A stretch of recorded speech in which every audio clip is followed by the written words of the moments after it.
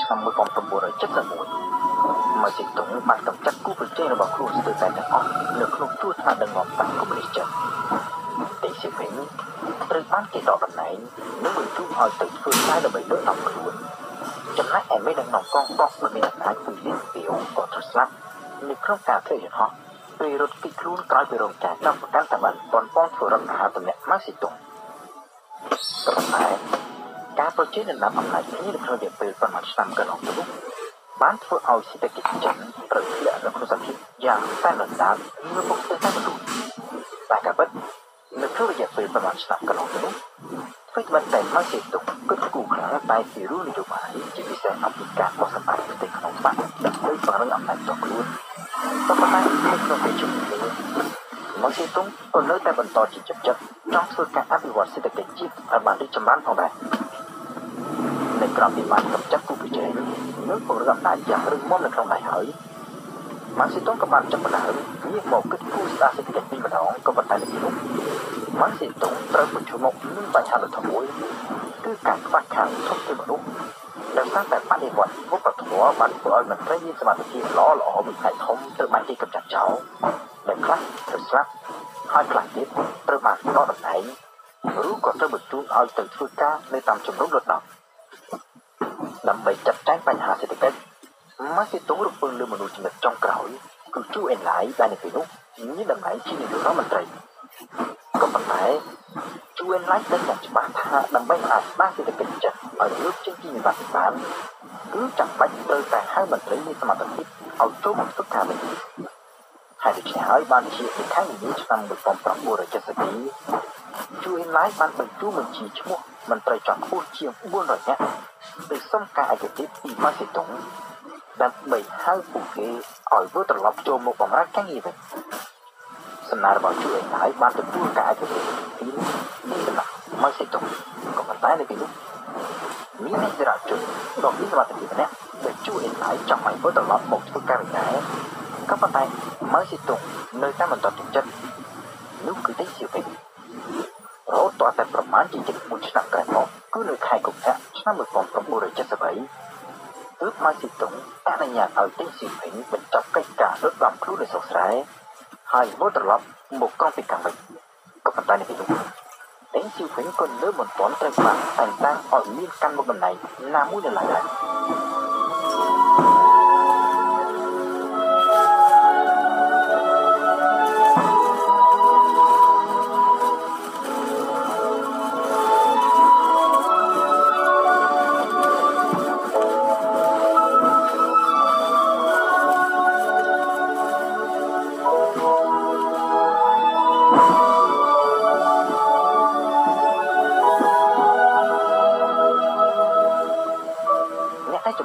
នឹងការវិលត្រឡប់មកកាន់អំណាចរបស់ដេងសៀវភីងនោះគឺលោកស្រីចាន់ឈីភរិយារបស់ម៉ាស៊ីតុងនិងទូកត3នាក់ទៀតដែលសិក្សាតែជាសមាជិកដ៏មានឥទ្ធិពលនៅក្នុងគណៈអចិន្ត្រៃយ៍បកកុម្មុយនីសក៏ប៉ុន្តែដោយសារតែមានអង្គការគុករបស់ជូអេនឡាយម៉ាស៊ីតុងក៏បានចាប់ផ្ដើមដាក់ក្នុងចិត្តនិងប្រកបកិច្ចការឲ្យពេញជាធ្វើឡើងបន្តិចម្ដងហើយនៅឆ្នាំ1974ក្រោយពីជូអេនឡាយត្រូវធ្លាក់ខ្លួនឈឺធ្ងន់ធ្ងរដោយជំងឺមហារីកដេងសៀវភីងត្រូវបានតែងតាំងឲ្យធ្វើជាឧបនាយករដ្ឋមន្ត្រីទទួលបន្ទុកចាត់ចែងកិច្ចការរដ្ឋជាប្រចាំថ្ងៃជំនួសមកឲ្យជូអេនឡាយក៏ប៉ុន្តែទោះជាយ៉ាងណាការវិលត្រឡប់មកកាន់អំណាចរបស់ដេងសៀវភីងនៅពេលនោះមានរយៈពេលត្រឹមតែ2ឆ្នាំប៉ុណ្ណោះនៅតាមឆ្នាំ1976ក្រោយពីជូអេនឡាយទទួលមរណភាពនិងមានការចាក់ដោតពីលោកស្រីចាន់ឈីងម៉ាស៊ីតុងក៏បានសម្រេចដកតំណែងដេងសៀវភីងសាជាថ្មីម្ដងទៀតក៏ប៉ុន្តែប្រហែលជា5ខែក្រោយទៀតម៉ាស៊ីតុងខ្លួនឯងផ្ទាល់ក៏បានទទួលមរណភាពនៅថ្ងៃទី9ខែកញ្ញាឆ្នាំ1976មួយខែក្រោយមរណភាពរបស់ម៉ាស៊ីតុងលោកស្រីចាន់ឈីងព្រមទាំងបពុទាំងម្នាក់ត្រូវបានគេចាប់ខ្លួនយកទៅកាត់ទោសចំណែកឯដេងសៀវភីងវិញក៏បានវិលត្រឡប់មកកាន់អំណាចសាជាថ្មីឡើងវិញក្រោយពីបានឡើងកាន់អំណាចដេងសៀវភីងបានប្រកាសបិទបញ្ចប់បដិវត្តវប្បធម៌របស់ម៉ាស៊ីតុងហើយគ្រប់អ្នកដែលត្រូវរងគ្រោះនៅក្នុងបដិវត្តវប្បធម៌នេះបើទោះបីជាអ្នកនៅរស់រានមានជីវិតឬក៏អ្នកដែលបានបាត់បង់ជីវិតទៅហើយក្តីត្រូវ ត្រូវបានលោកជាងទូកំហុសចិត្តនេះទាំងអស់ខាងផ្នែកសេដ្ឋកិច្ចទីស៊ឺពេញបានចាប់ផ្ដើមធ្វើកំណែទម្រង់ដ៏សំខាន់មួយដែលជាតាមរឹសនៃជោគជ័យរបស់សេដ្ឋកិច្ចចិនរហូតមកទល់នឹងពេលសព្វថ្ងៃនៅក្រោមកំណែទម្រង់របស់ទីស៊ឺពេញរបបកំណត់ឯកជនត្រូវបានបង្កើតឡើងវិញចាប់ពេញនៅទីកម្មប្រទេសប្រជាកសិករចិនមានសិទ្ធិចាំនៅក្នុងការធ្វើកសិកម្មជាលក្ខណៈឯកជនហើយអាចយកផលិតផលដែលខ្លួនផលិតបានទៅលក់នៅលើទីផ្សារដែលក្នុងតម្លៃដែលកំណត់ដោយការព្រមព្រៀងរវាងអ្នកទិញនិងអ្នកលក់ស្របទៅតាមយន្តការនៃទីផ្សារសេរីហើយលើពីនេះទៀតប្រជាជនចិនម្នាក់មានសិទ្ធិបោះទុនរកស៊ីបង្កើតទៅជាក្រុមហ៊ុនសហគ្រាសជាលក្ខណៈឯកជនសុទ្ធសាធដែលជារួមបន្ទាប់មានចាប់តាំងពីបកកុម្មុយនីសឡើងគណៈការកាលពីឆ្នាំ1949វិស័យវិនិយោគមិនត្រឹមតែបើកចំហសម្រាប់ប្រជាជនចិនជាលក្ខណៈឯកជនតែប៉ុណ្ណោះទេក៏ប៉ុន្តែក៏បានបើកចំហយ៉ាងទូលំទូលាយផងដែរទៅដល់វិនិយោគិនបរទេសហើយដើម្បីទាក់ទាញវិនិយោគិនបរទេសតំបន់សេដ្ឋកិច្ចពិសេសជាច្រើនត្រូវបានបង្កើតឡើងជាពិសេសនៅតាមតំបន់ជាប់ឆ្នេរសមុទ្រនៅក្នុងវិស័យអប់រំវិញសាលារៀននិងសាកលវិទ្យាល័យនៅទូទាំងប្រទេសបានចាប់ផ្ដើមបើកទ្វារទូរស័ព្ទព្រមទាំងពង្រីកកម្មវិធីសិក្សាជាពិសេសនៅក្នុងវិស័យបច្ចេកទេសចំណែកឯការចុះឈ្មោះទៅទូរស័ព្ទនៅតាមសាកលវិទ្យាល័យវិទ្យាសាស្ត្រគឺត្រូវបានធ្វើឡើងដោយផ្អែកទៅលើសមត្ថភាពជាជាងទៅតាមមនោគមវិជ្ជានយោបាយឬក៏តាមខ្សែស្រឡាយនៃបេក្ខជនដោយតែគេឆ្លងធ្វើពីមុនមិនត្រូវតែប៉ុណ្ណោះពីកិច្ចការឲ្យទៅរៀននៅសហរដ្ឋអាមេរិកនិងអឺរ៉ុបដែលសុទ្ធសឹងតែជាប្រទេសគូរដ្ឋនិយមហើយមានមនោគមវិជ្ជានយោបាយស្ទើរពីបកគុំនេះចិត្តនៅក្នុងអំឡុងទសវត្សរ៍ឆ្នាំ80ដោយសារតែការបើកចំហនៅក្នុងវិស័យវិនិយោគការបង្កើតតំបន់សេដ្ឋកិច្ចពិសេសដែលមានអត្រាពុតទាបព្រមទាំងការអភិវឌ្ឍធនធានមនុស្សវិនិយោគបរទេសក៏ចាប់ផ្ដើមហូរចូលមកក្នុងប្រទេសចិនហើយចាប់ពីពេលនោះហើយដែលសេដ្ឋកិច្ចចិនចាប់ផ្ដើមមានកំណើននៅក្នុងរបួនដ៏លឿនបំផុតបន្ទាប់នេះហើយបន្តការឡើងរហូតមកទល់នឹងពេលបច្ចុប្បន្ននេះនៅពេលសប្តាហ៍នេះចិនគឺជាមហាអំណាចសេដ្ឋកិច្ចពិភពលោកលំដាប់ទី2ហើយអាចនឹងប្រជែងយកឈ្នះអាមេរិកនៅក្នុងរយៈពេលប៉ុន្មានឆ្នាំខាងមុខហើយភាពរងគ្រោះរបស់ចិននេះត្រូវបានប្រវត្តិសាស្ត្រផ្លូវការរបស់ចិនចាត់ទុកថាគឺជាស្នាដៃដ៏ធំមហិមារបស់ម៉ាស៊ីតុងក៏ប៉ុន្តែទីពិតជាស្ដែងអ្នកដែលបាននាំមកនូវការផ្លាស់ប្ដូរពិតប្រាកដហើយអាចជាការរស់នៃភាពរុងរឿងខាងផ្នែកសេដ្ឋកិច្ចរបស់ចិននៅទីនេះទីស៊ីពី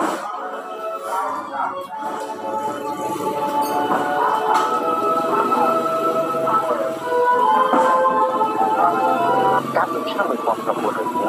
ត្រកូលជាមួយក្នុងស្រុកពុំអានខេត្តស៊ីឈួននៅទីនោះចិនខិតខំការដឹកនាំនៃរាជវង្សចិនហើយតែប្រឡាយនៅត្រកូលទីធ្លាប់ជាអ្នកមានកូនចៅធ្វើជាមន្ត្រីហើយហើយបានជាពុករបស់ទីនេះបានខិតខំចុងផ្ដើមគោឲ្យបានសូត្រនៅក្នុងក្តីស្រមៃចង់ឃើញគោកកក្នុងត្រកូលបានខ្លាយជាមន្ត្រីខ្ពស់ក៏ប៉ុន្តែនៅពេលដែលទីស៊ីវិញទូនឹងចាប់ផ្ដើមចូលរៀននៅសាលាបានមួយឆ្នាំរាជវង្សចិនត្រូវដួលរលំនៅក្នុងបរិបទឆ្នាំ1911របបរាជានិយមត្រូវគេរំលាយចោលជំនួសមកវិញដោយរបបសាធារណរដ្ឋហើយមកវាជាមន្ត្រីក៏ត្រូវគេរំចោលក៏ប៉ុន្តែទោះជាយ៉ាងណាឪពុករបស់ទីស៊ីវិញមិនបោះបង់ចោលគំនិតចង់ឲ្យកូនទទួលបានការរៀនសូត្រខ្ពស់នោះទេដោយការប្រឹងប្រែងភាពឆ្លាតវៃព្រមទាំងការទំនុកបំរុងពីឪពុកទីស៊ីវិញបានប្រឡងជាប់ជាបន្តបន្ទាប់រហូតដល់ថ្នាក់វិទ្យាល័យហើយនៅឆ្នាំ1919ទីស៊ីវិញមានឱកាសថ្មីមួយទៀតគឺការបន្តការសិក្សានៅបរទេសនៅទីនោះអ្នកមានម្នាក់នៅខេត្តស៊ីឈួនដែលធ្លាប់បានទៅរៀននៅប្រទេសបារាំងបានបង្កើតហារូបករណ៍ពិសេសមួយដើម្បីជួយអ្នកស៊ីឈួនឲ្យទៅបន្តការសិក្សានៅបារាំងដូចជាខ្លួនអ្នកចង់ទទួលអាហារូបករណ៍ត្រូវប្រឡងចូលថ្នាក់ត្រៀមដែលមានរយៈពេល1ឆ្នាំមុននឹងប្រឡងយកអាហារូបករណ៍ពេញស៊ីវិញបានប្រឡងជាប់ចូលរៀនថ្នាក់ត្រៀមក៏ប៉ុន្តែដោយមិនសូវពូកែខាងភាសាបារាំងពេញស៊ីវិញប្រឡងមិនជាប់ខាងភាសាក៏ត្រូវទទួលបរាជ័យក្នុងការប្រឡងយកអាហារូបករណ៍ក៏ប៉ុន្តែឪពុករបស់ពេញស៊ីវិញសុខចិត្តចំណាយលុយផ្ទាល់ខ្លួនឯងធ្វើម៉េចឲ្យទៅកូនអាចចេញទៅបន្តការសិក្សានៅប្រទេសបារាំងនៅឆ្នាំ1920ក្នុងវ័យត្រឹមតែ16ឆ្នាំពេញស៊ីវិញរួមជាមួយនឹងកូនសិស្សប្រមាណជា80នាក់ផ្សេងទៀតបានឡើងកប៉ាល់ធ្វើដំណើរចាស់ចេញពីប្រទេសកំណើតនៅពេលនោះ ការធ្វើដំណើរពីចិនទៅបារាំងត្រូវចំណាយពេលរហូតដល់ទៅរាប់ខែហើយត្រូវឈប់សម្រាកតាមទៅជាច្រើនកន្លែងដោយកន្លែងដែលត្រូវឈប់សម្ចុះទី1គឺនៅក្រុងសៀងហៃដែលជាសម្បុកនៃជនបរទេសស្បែកសនៅសៀងហៃតែសៀងភីងបានសង្កេតឃើញជនជាតិចិនដែលជាម្ចាស់ស្រុកត្រូវពួកបរទេសមើលងាយមើលថោកដូចជាទេសចរហើយទស្សនវិជ្ជានេះក៏កម្មវិធីនៅតាមផ្លូវនៅទីកន្លែងផ្សេងទៀតដូចជាហុងកុងវៀតណាមសិង្ហបុរីនិងស្រីលង្កាដែលកប៉ាល់របស់ទេសសៀងភីងត្រូវជប់សម្ចប់រូបភាពនៃទីអយុធធម៌អន្តរជាតិបានដាក់ជាប់ទៅនឹងផ្នែកគំនិតរបស់ទេសសៀងភីងក៏ដូចជាគោលសាសចិនផ្សេងទៀតហើយវាគឺជារូបគោលមួយនៃផ្នែកគំនិតបដិវត្តរបស់ទេសសៀងភីងនៅពេលក្រោយមកទៀត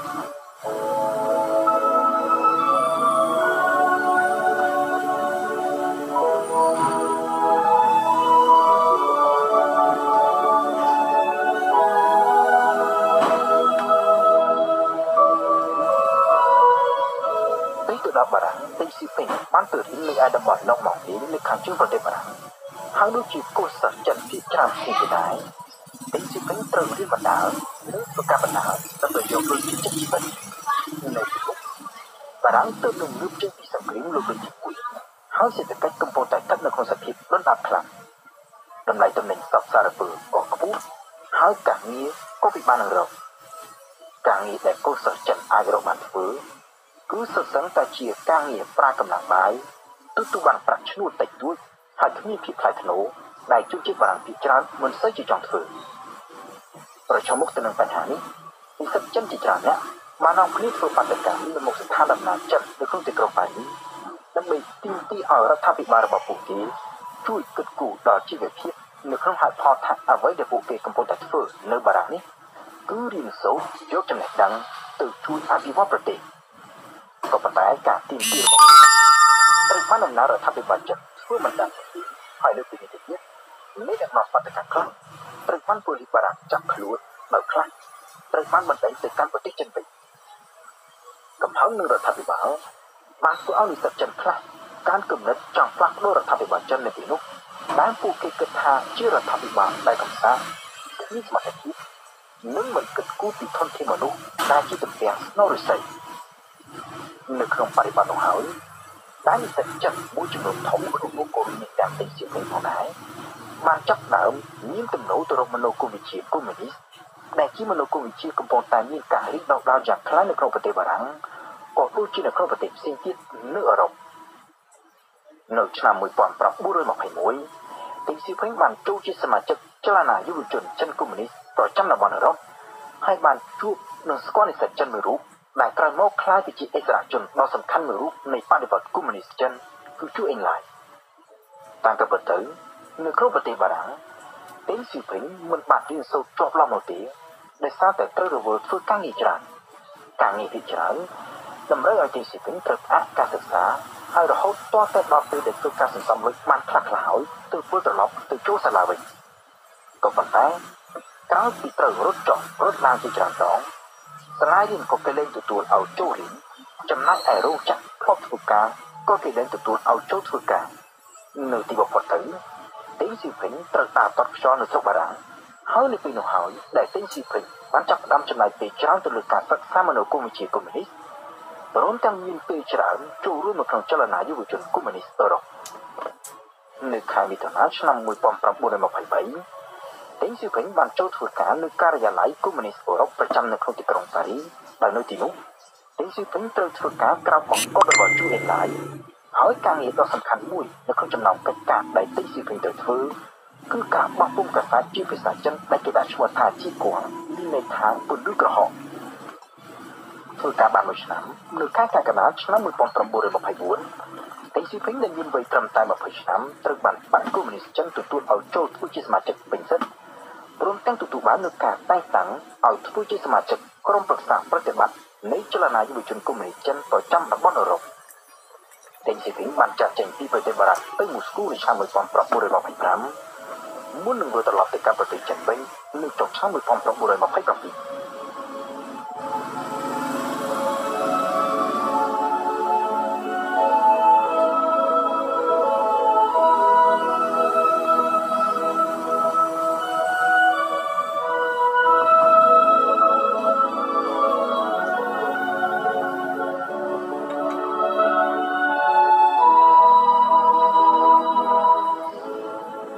7 ខែមករាឆ្នាំ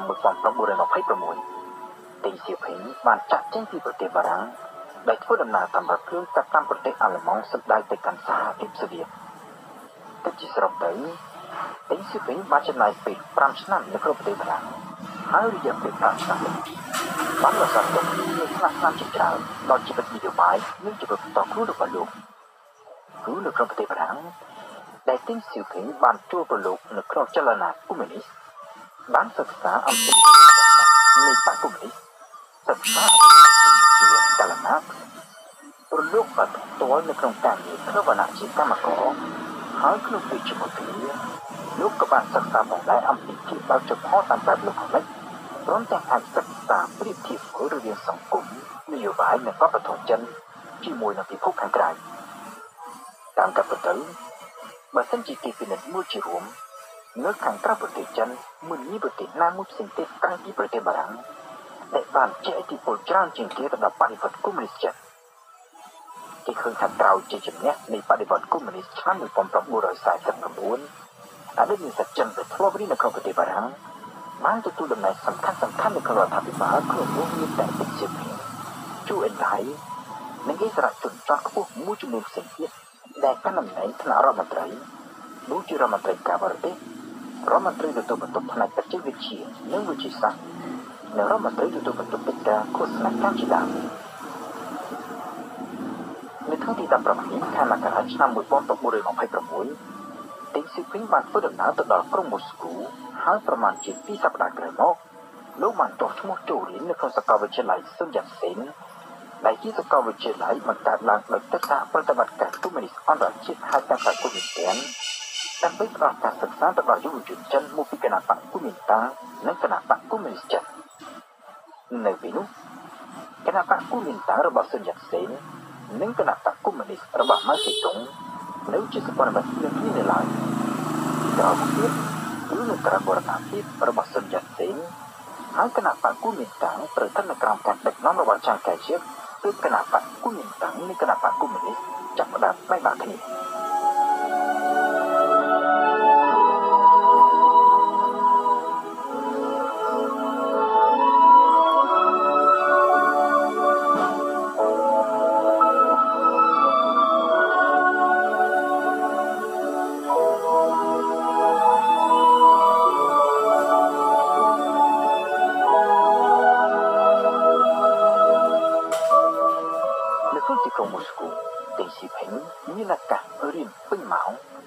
មិនចាំបាច់ត្រូវធ្វើការបណ្ដាលរៀនបណ្ដាលដោយការពីនៅប្រទេសបារាំងនោះទេទីសៀវភីងរៀន8ម៉ោងក្នុងមួយថ្ងៃ6ថ្ងៃក្នុងមួយសប្ដាហ៍ហើយត្រូវបានបកកុម្មុយនីសធ្វើការវិតម្លៃជាទូទៅថាគឺជានិស្សិតដែលរៀនពូកែជាយុវជនដែលមានចំណុចចាស់ទុំច្រើននិងជាពិសេសគឺជានិស្សិតដែលទទួលចំណេញយ៉ាងខ្ជាប់ខ្ជួនបំផុតនៅសាលាមានរៀនជាច្រើនទៅនោះគឺបដោតទៅលើមនោគមវិជ្ជាកុម្មុយនីសដូចជាការសិក្សាទៅលើគំនិតរបស់តលណាអង្គារនិងលេនីនជាដើមព្រមទាំងការសិក្សាទៅលើប្រវត្តិបក្សកុម្មុយនីសទៀតនិងប្រវត្តិនៃចលនាបដិវត្តន៍របស់ចិននៅក្នុងពេលជាមួយគ្នាទីសៀវភីងក៏មានឱកាសសង្កេតនិងសិក្សាមើលផងដែរអំពីផលិតជាក់ស្ដែងនៅក្រៅសាលានៅទីនោះសហភាពសូវៀតនៅមិនទាន់បានបង្កើតរចនាសម្ព័ន្ធសេដ្ឋកិច្ចផែនការតាមបែបកុម្មុយនីសនៅឡើយទេដែលជាបន្តអនុវត្តនយោបាយសេដ្ឋកិច្ចដែលបន្សល់ទុកតាំងពីសម័យនេះនយោបាយសេដ្ឋកិច្ចនោះធ្វើស្បិតតែស្ថិតនៅក្រោមការគ្រប់គ្រងយ៉ាងតឹងរ៉ឹងពីសំណាក់បក្សកុម្មុយនីសក៏ប៉ុន្តែមានលក្ខណៈមូលធននិយមច្រើនជាងកុម្មុយនីសដោយរដ្ឋអនុញ្ញាតឲ្យប្រជាជនប្រកបរបរកសិកម្មជាលក្ខណៈឯកជនបានមុខចំនួនធំតូចឬមធ្យមជាលក្ខណៈឯកជនហើយមាននយោបាយពីបរទេសក៏នៅមានការបើកចំហយ៉ាងទូលាយផងដែរទីសៀវភីងតែនៅក្នុងចំណោមមនុស្សដែលជឿថានយោបាយសេដ្ឋកិច្ចបែបនេះអាចជំរុញកំណើនសេដ្ឋកិច្ចនិងលើកតម្កើងជីវភាពរបស់ប្រជាជនបានលឿនគឺមានជានយោបាយសេដ្ឋកិច្ចតាមបែបសមូហភាពហើយមានជាសេដ្ឋកិច្ចតាមបែបមូលធនសុទ្ធសាធទៅទៀតគឺនយោបាយសេដ្ឋកិច្ចបែបនេះហើយតែទីសៀវភីងបានដាក់ចេញនៅក្រោយពេលដែលលោកឡើងកាន់អំណាចលើចិនចាប់ពីអំឡុងទសវត្សរ៍ឆ្នាំ70តែក៏ពិតគេសង្កេតឃើញថាពេលកំពុងនៅម៉ូស្គូទីសៀវភីងតែតើមានវ័យទុំនៅបាន22ឆ្នាំ គឺជានិស្សិតដែលមានកម្រិតយល់ដឹងទីជម្រៅច្រើនខុសពីធម្មតាហើយផ្នត់កម្រិតដែលលោកមាននៅពីនោះជាច្រើនបានដាក់ជាប់តាមខ្លួនជាប់រហូតដល់ពេលដែលលោកបានកាន់អំណាចនៅក្នុងប្រទេសចិនក្រៅពីនយោបាយសេដ្ឋកិច្ចកុម្មុយនីសតែបើកចំហតាមបែបមូលធនគេក៏បានសង្កេតឃើញផងដែរអំពីផ្នត់គំនិតខាងនយោបាយនិងលទ្ធិប្រជាធិបតេយ្យដែលតែងស៊ីវិលមាននៅពេលរៀននៅម៉ូស្គូហើយដែលនៅបន្តរហូតមកទល់នឹងពេលលោកបានកាន់អំណាចជាក់ស្ដែងគេឃើញនៅក្នុងចម្លើយទឹកការដែលគ្រូđãឲ្យធ្វើនៅថ្ងៃទី12ខែសីហាឆ្នាំ1926ទីស៊ីភិងបានសរសេរអំពីភាពចាំបាច់នៃអំណាចប្រមូលផ្ដុំនិងការស្ដាប់បញ្ជាមេដឹកនាំហើយថាការបើកចំហទៅរកលទ្ធិប្រជាធិបតេយ្យគឺអាចធ្វើទៅបាននៅក្នុងកលៈទេសៈណាមួយនិងនៅក្នុងទំហំណាមួយដោយអាស្រ័យទៅលើភាពអំណោយផលនៃបរិយាកាសទូទៅនៅក្នុងប្រទេសនេះគឺជាការឆ្លុះបញ្ចាំងស្ទើរតែទាំងស្រុងនៃនយោបាយទូទៅរបស់តេងសៀមភិងនៅពេលដែលលោកបានកាន់អំណាចគឺការធ្វើកំណែតម្រង់អាចចំហខាងផ្នែកសេដ្ឋកិច្ចតាមបែបលោកសេរីក៏ប៉ុន្តែបន្តរដ្ឋបတ်ខាងផ្នែកនយោបាយតាមបែបកុម្មុយនីស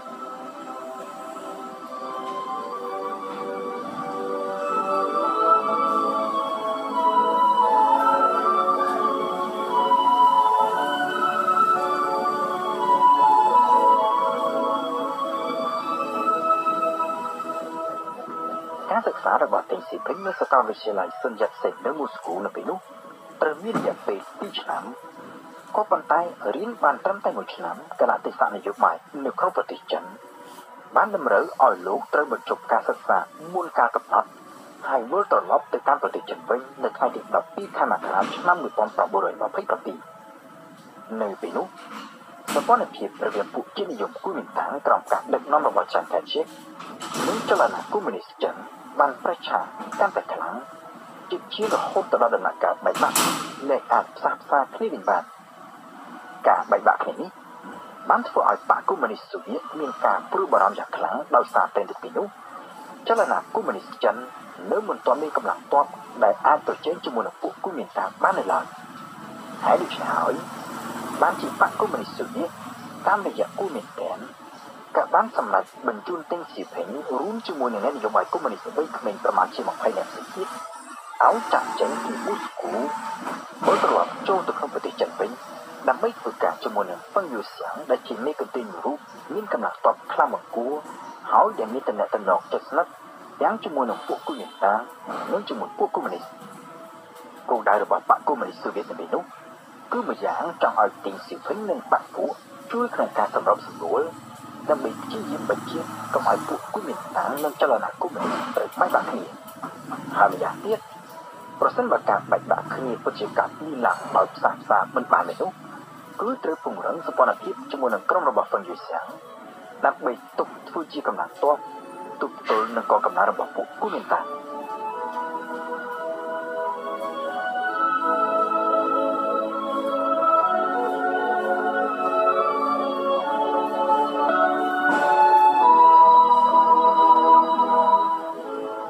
ដើមឆ្នាំ1927ដល់កលៈទេសៈក្នុងស្រុកដំរីតេងសៀភិងបានបោះបង់ការសិក្សានៅម៉ូស្គូហើយវិលត្រឡប់ចូលមកក្នុងប្រទេសចិនវិញលោកបានទៅដល់ប្រទេសចិននៅក្នុងអំឡុងខែមីនាហើយបានទៅធ្វើការជាមួយនឹងមេកន្ទ្រីហ្វឹងយូសៀងនៅក្នុងខេត្តឆាងអានដូចជាការក្រុងទុក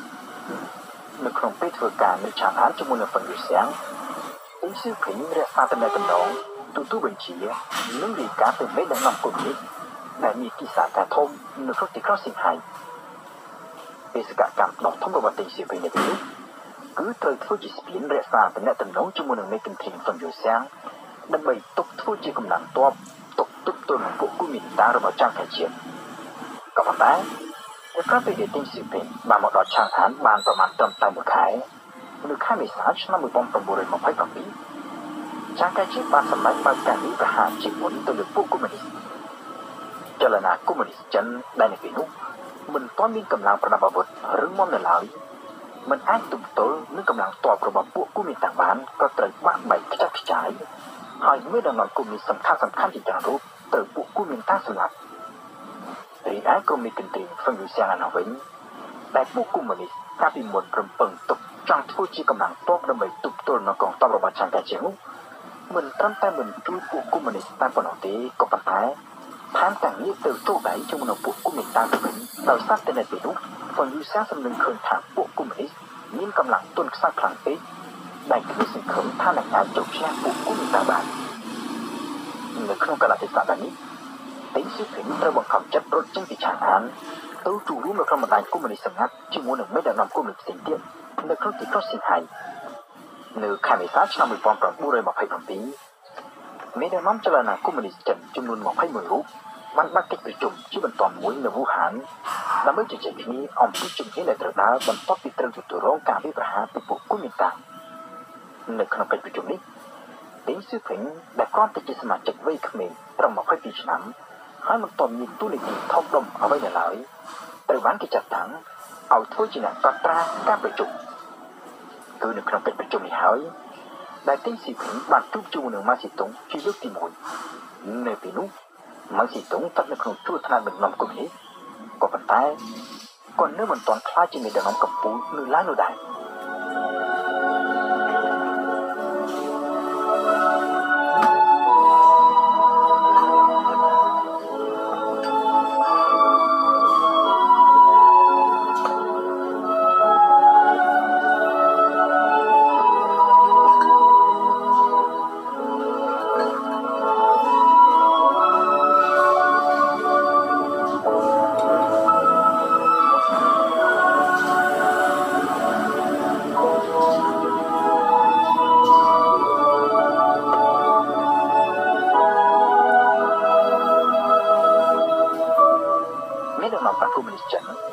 មានការគ្រប់គ្រងពីសំណាក់បកកុម្មុយនីសសូវៀតបានសម្រេចបើកការតស៊ូប្រដាប់អាវុធប្រឆាំងនឹងកងទ័ពជាតិនិយមភូមិន្ទហើយនៅពេលនោះហើយដែលកងកម្លាំងឧទាមប្រដាប់អាវុធនៃបកកុម្មុយនីសត្រូវបានបង្កើតឡើងដែលក្រោយមកត្រូវបានគេដាក់ឈ្មោះថាកងទ័ពរំដោះប្រជាជនចិន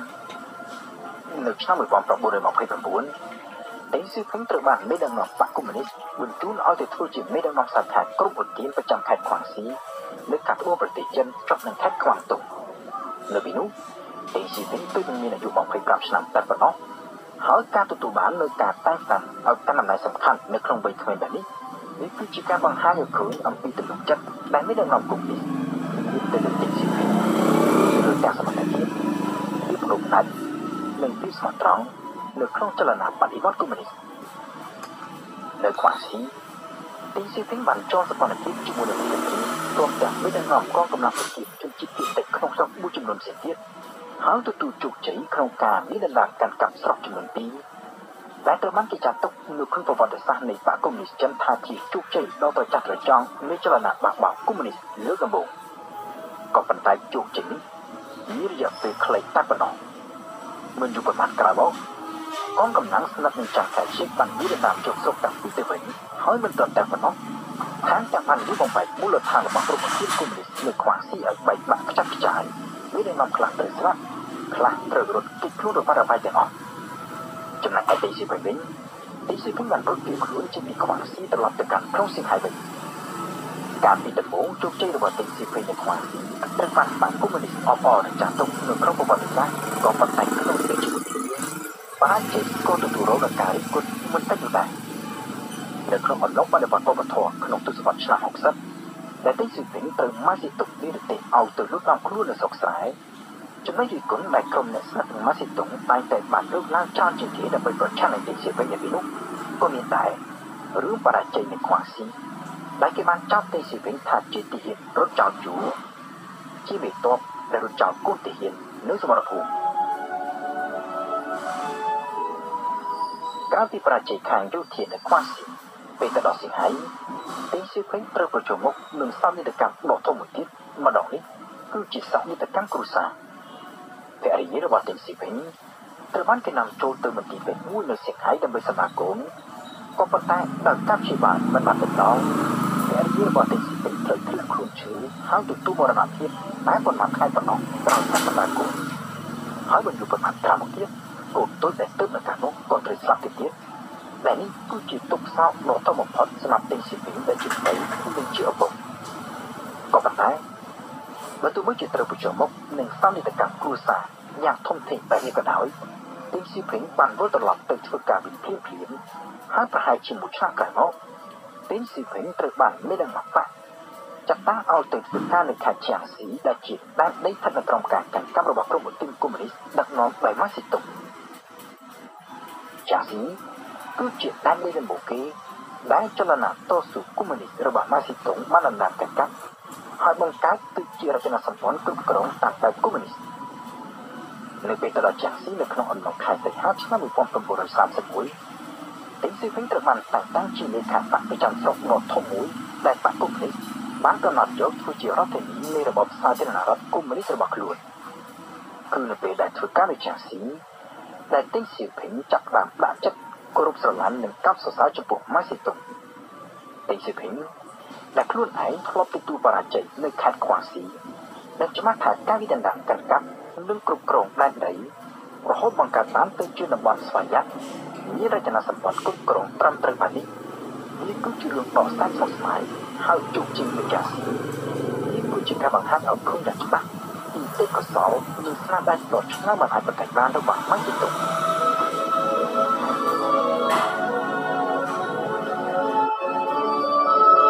នៅក្នុងអំឡុងតាមទសវត្សរ៍ទី30នៅពេលដែលទីស៊ីព្រីងធ្វើការនៅជាងស៊ីជាមួយនឹងម៉ាស៊ីតុងបកកុម្មុយនីសចិនមានការពូជចែកចេញជាចរន្តកំណត់ធំចំនួន2គឺមួយក្រុមជាច្រើនជាអ្នកដឹកនាំចំនួនមុនទីឲ្យផ្ដោតចលនាតស៊ូជាបណ្ដាញសង្កាត់នៅតាមទីក្រុងនិងទីប្រជុំជនដើម្បីប្រជែងដោយត្រង់ជាមួយនឹងរដ្ឋាភិបាលចំណែកឯមួយក្រុមទៀតនាំមុខដោយម៉ាស៊ីតុងទីឲ្យមានទៅតាមអភិបាលលើការបង្កើតនិងពង្រឹងចលនាអូទីមតព្រីនិងបណ្ដាញកុម្មុយនីសលើតាមទីជនបទឯនោះវិញទីស៊ីព្រីងដែលបានមើលឃើញពីជោគជ័យនៃជាងស៊ីបានគ្រប់គ្រងយ៉ាងពេញទំហឹងដល់គំនិតរបស់ម៉ាស៊ីតុងក៏ប៉ុន្តែការជ្រើសរើសយកខាងម៉ាស៊ីតុងនេះមិនមែនមានផលវិបាកនោះទេទីស៊ីព្រីងរួមជាមួយនឹងមន្ត្រីចំណិតរបស់ម៉ាស៊ីតុងចំនួន2រូបផ្សេងទៀតត្រូវបានបាត់ដកតំណែងចេញទាំងអស់ហើយព្រមទាំងត្រូវបញ្ជូនឲ្យទៅធ្វើការលើកដំខ្លួនទីស៊ីព្រីងត្រូវខ្លាយទៅជាជនរងគ្រោះនៅក្នុងការប្រជែងគ្នារវាងម៉ាស៊ីតុងនិងមេដឹកនាំបកកុម្មុយនីសទៀតក៏ប៉ុន្តែផលវិបាកដែលទីស៊ីព្រីងត្រូវទូរែកនៅក្នុងរយៈពេលខ្លី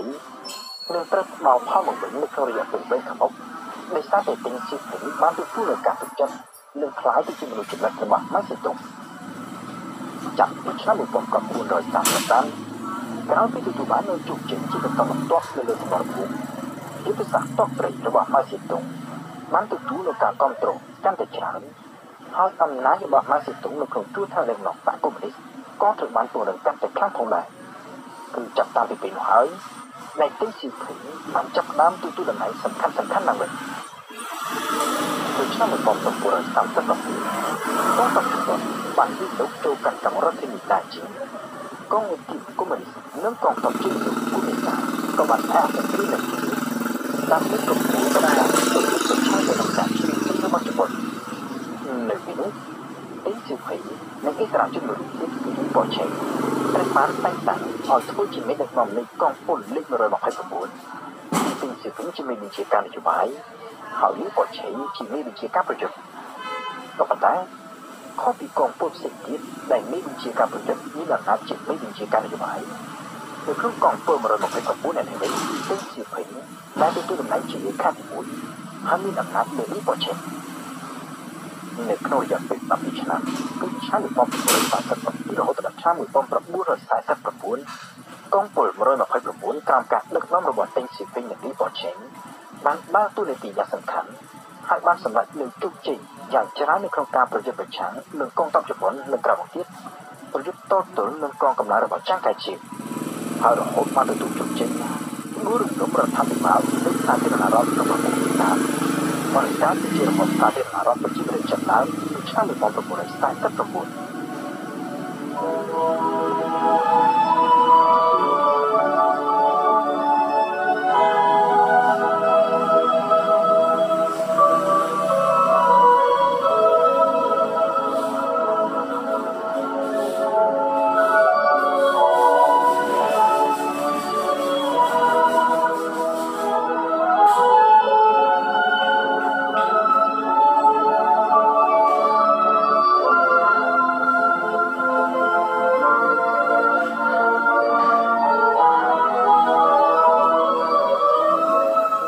ឆ្នាំ1949មកទោះបីជាបានទទួលជោគជ័យនៅក្នុងការផ្ដួលរំលំរដ្ឋាភិបាលរបស់ចង្កាជាតិហើយក៏ដោយបកកុម្មុយនីសចិននៅមិនទាន់បានបង្កើតរដ្ឋាភិបាលកណ្ដាលមួយនៅឡើយដែរដោយប្រទេសចិនទាំងមូលត្រូវបានទូចែងទៅជាភូមិពីចំនួន6តែទីពីគ្នានៅទីនោះដេងស៊ីផេងនិងលីប៉ូឈីតែសុទ្ធតែជាអ្នកមានស្រុកកំណើតនៅខេត្តជាជួរបែបនេះដែរត្រូវបានតែងតាំងឲ្យធ្វើជាមេដឹកនាំភូមិភាគនេះដែរហើយនៅក្នុងភូមិភាគនេះ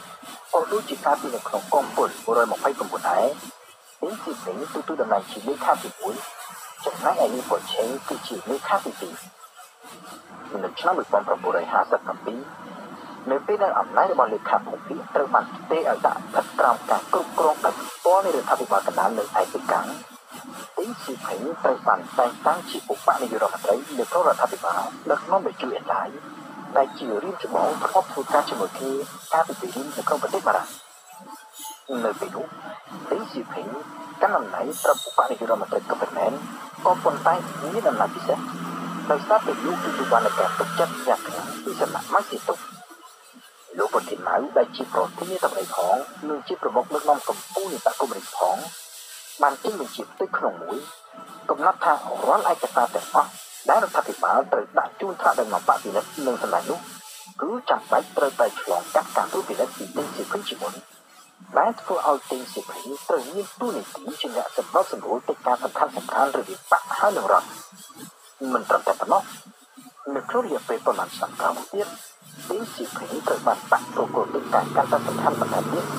គឺចាប់តាំងពីឆ្នាំ1953ត្រូវទទួលទុកជារដ្ឋមន្ត្រីក្រសួងសេដ្ឋកិច្ចនិងហិរញ្ញវត្ថុហើយនៅឆ្នាំ1956ទទួលបានការតែងតាំងជាអគ្គលេខាធិការបកនិងជាសមាជិកគណៈអចិន្ត្រៃយ៍បកគឺត្រូវស្ថិតនៅក្នុងចំណោមមនុស្ស6នាក់ដែលមានអំណាចខ្លាំងបំផុតនៃចិនបន្ទាប់ពីម៉ាស៊ីតុងលាវឆៅឈីជូអេនឡៃជូតើនិងឈិនយុន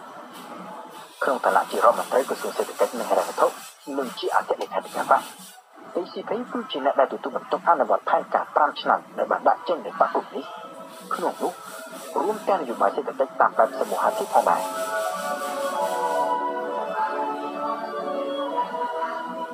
ដេងស៊ីផេងចាប់តាំងពីពេលរៀននៅមូស្គូមិនមែនជាអ្នកចូលចិត្តនយោបាយសេដ្ឋកិច្ចសមូហភាពនោះទេផ្ទុយទៅវិញលោកយល់ថានយោបាយសេដ្ឋកិច្ចដែលបានចំហទៅដល់វិនិយោគឯកជនតាមបែបមូលធននិយមទើបអាចជំរុញកំណើនសេដ្ឋកិច្ចបានយូរជាងក៏ប៉ុន្តែមកទោះបីជាយ៉ាងនេះក៏ដោយលោកបានអនុវត្តយ៉ាងខ្ជាប់ខ្ជួនលើនយោបាយសេដ្ឋកិច្ចសមូហភាពដាក់ចេញដោយម៉ាស៊ីតុងទោះបីជាក្រោយមកទៀតនៅពេលដែលម៉ាស៊ីតុងដាក់ចេញនយោបាយដែលគេហៅថាមហាលុតផ្លោះហើយដែលជាកំហុសឆ្គងដ៏ធំជាប្រវត្តិសាស្ត្របង្កនូវគ្រោះមហន្តរាយដ៏មហិមាដល់សេដ្ឋកិច្ចនិងវិទ្យាសាស្ត្រចិនក៏ដោយក៏ទីស៊ីផេងនៅតែបន្តអនុវត្តតាមយ៉ាងខ្ជាប់ខ្ជួនលើនយោបាយរបស់ម៉ាស៊ីតុងផងដែរនៅពេលក្រោយមកទៀតទីស៊ីផេងបានបង្ហាត់ប្រាប់កូនស្រីរបស់លោកអំពីប្រព័ន្ធសេរីដែលมันបានកាត់ខំប្រឹងប្រែងគ្រប់គ្រាន់ក្នុងការជួយដំណើរដល់ផ្លូវបញ្ជាកុំឲ្យម៉ាស៊ីតុងដាក់ចេញនូវនយោបាយខុសឆ្គងអត់ទាំងនេះ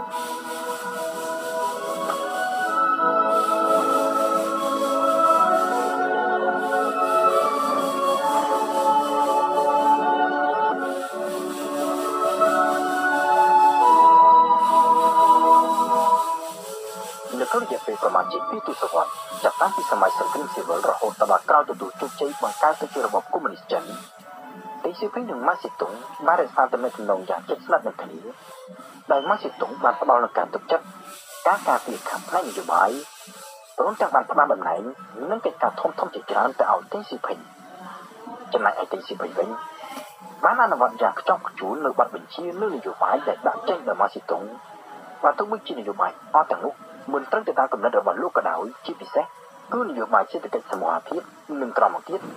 cầm lái tầm rộng lấy cái ao chùa thang mà hai lượt thoát để bán bằng có được cả khối khang chạm không thua tao nó sẽ được cái chi được bỏ chân rống tặng ban bằng đá lên mình cục ót clean xem nào của chi chuyển chân rồi hốt bao từ rộng rất vì nè ní cái đôi sát để tinh xì phải cứ chỉ một lúc để tay tayประกันอยากชอบหนูกูกาสมาตั้งจะพวกมีเก่ากูรู้vìไหนนึกท่านอะไรกรอมโอ้คือท่านกรอมเติร์ดแต่ดับบังกวบประมาทนาเลย